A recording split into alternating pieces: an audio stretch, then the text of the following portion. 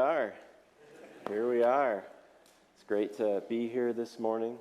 It's been quite a week here with the ordination and commissioning service at Shoreline last week, and then this service this morning. So before we sing one final song together, allow me to say a few words to you all. And I don't mean to lull you into a false sense of security with how much shorter I'll be speaking to you today than will be normal. But I want to close our time by thinking about a few things together. First, I want to start by saying thank you to Adam and to Stephanie for your faithful service, for your abundant love to this church family. God has used you both powerfully here this past year, and you're deeply, deeply loved by this congregation. So we thank God for you. Yeah.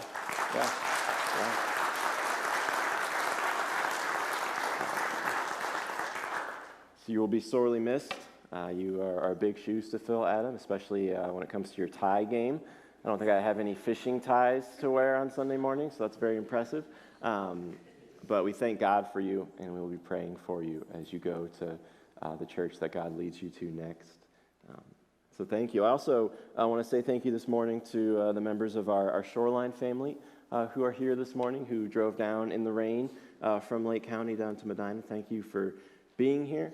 Laura and I have been so privileged and blessed to spend time with you these past 9 years, and we wouldn't be here this morning if it wasn't for your love and your friendship and your encouragement and your partnership in the gospel.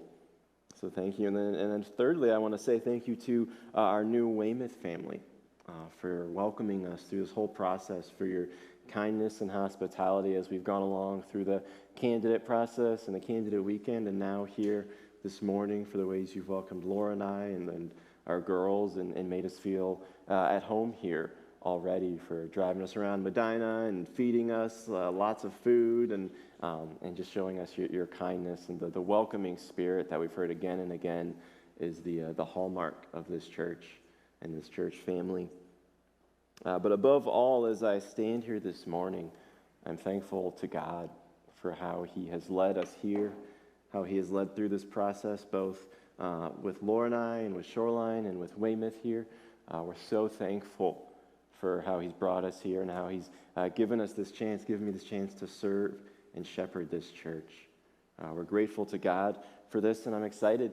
I'm excited to see what He has for us in the future, what He has for us as a church body together, what He has for us here in Medina as we grow together in Christ, and as we look out to our surrounding community, and as we take the gospel, take the Word of God out to all of Medina County together.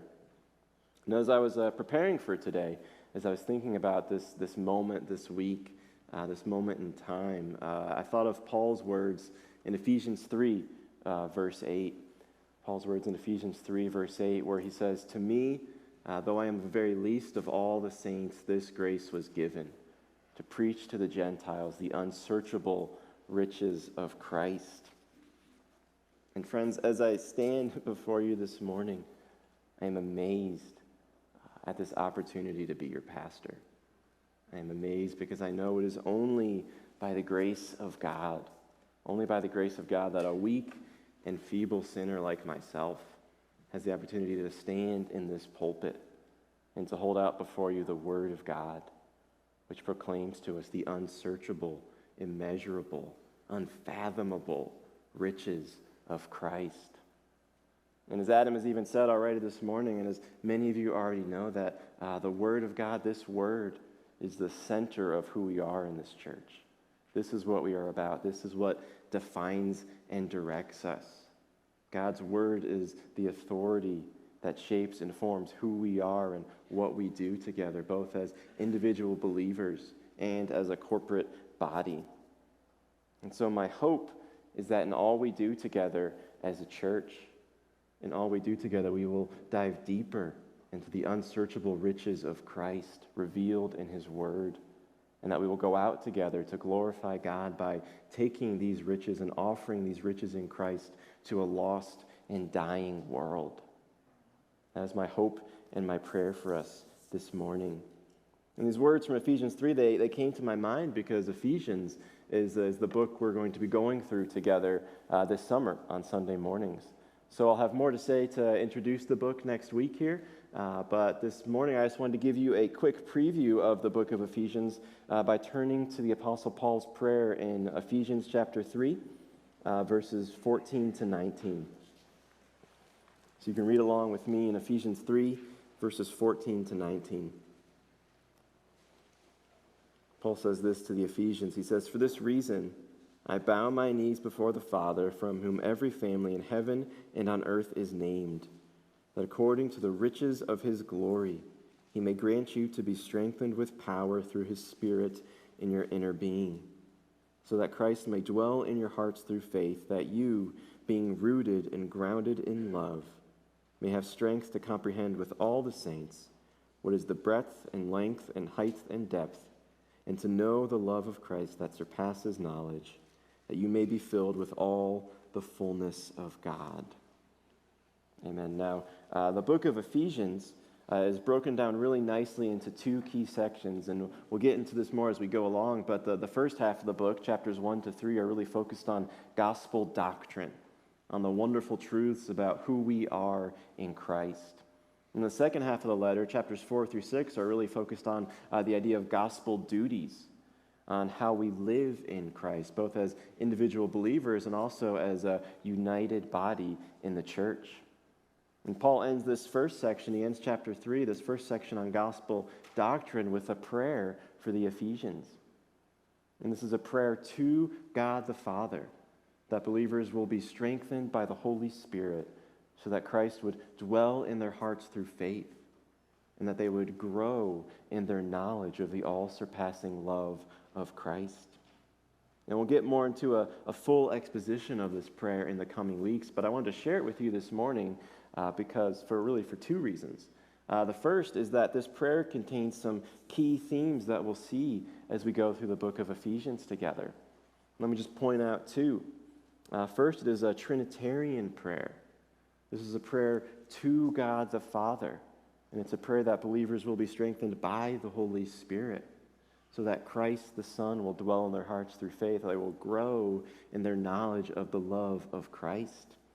So this prayer includes each person in the Trinity, and it ends with a call for the Ephesians to be filled with all the fullness of God. And we see this kind of language pop up throughout Ephesians again and again. It's going to hit us right out of the gate in chapter 1 in 2 weeks. This language that points us to God the Father, to Jesus, God's Son, and to the Holy Spirit, because each person in the Trinity, 3 persons in one God, each person plays a vital role in the plan of salvation and in the life of the church. So this prayer contains Trinitarian language. It also contains union with Christ language. Paul prays that the Ephesians will have Christ dwell in their hearts through faith. And this kind of language reminds us of the truth that when you come to faith in Christ, when you believe and trust in Christ, you are united with Christ. You are one with Christ. You are in him.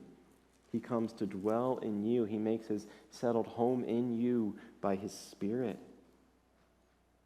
And throughout the book of Ephesians, we'll see language like in Christ or with Christ over and over and over again.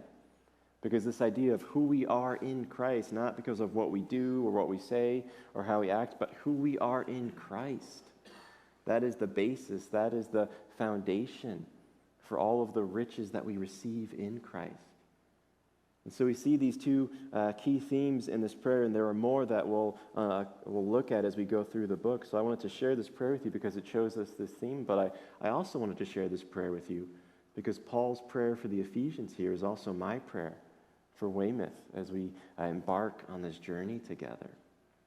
My prayer to the Father for you is that as we study God's Word together on Sunday mornings in classes and life groups and men's ministry, women's ministry, and children's ministry and student ministry, in personal counsel and fellowship and service and outreach, my prayer is that as we study God's Word together, that God himself will strengthen you by his Spirit, so that Christ will dwell in your hearts through faith, so that you will come to know Christ through faith if you haven't already. And if you have, that you would grow more deeply into who you are in Christ, and that you would grow more and more in your knowledge of the unsearchable, immeasurable, unfathomable, all-surpassing love of Christ for you, and that you will come to live out of this fullness. This is my prayer for you. This is my prayer for Weymouth Community Church. This is my prayer for you, Adam and Stephanie, and for the church that you go to next. This is my prayer for Shoreline and for Parkside and for Bible teaching churches and friends in ministry all throughout Northeast Ohio and all throughout our country and all throughout our world. Because to us, this grace has been given to proclaim to one another and to proclaim to the world the unsearchable riches of Christ. And it is my privilege to partner with you in this grace. So let's go in Christ together. Amen. So let me pray for us, and then we'll sing one final song together. Amen.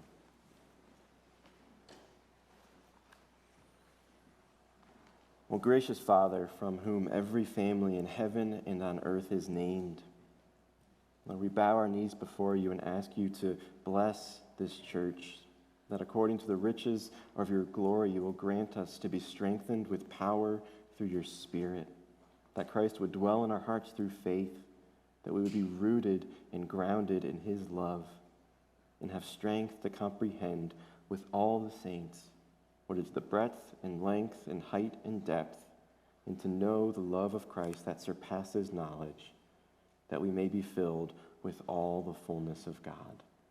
And we pray all this in Christ's name. Amen. Amen. So please stand and sing with us.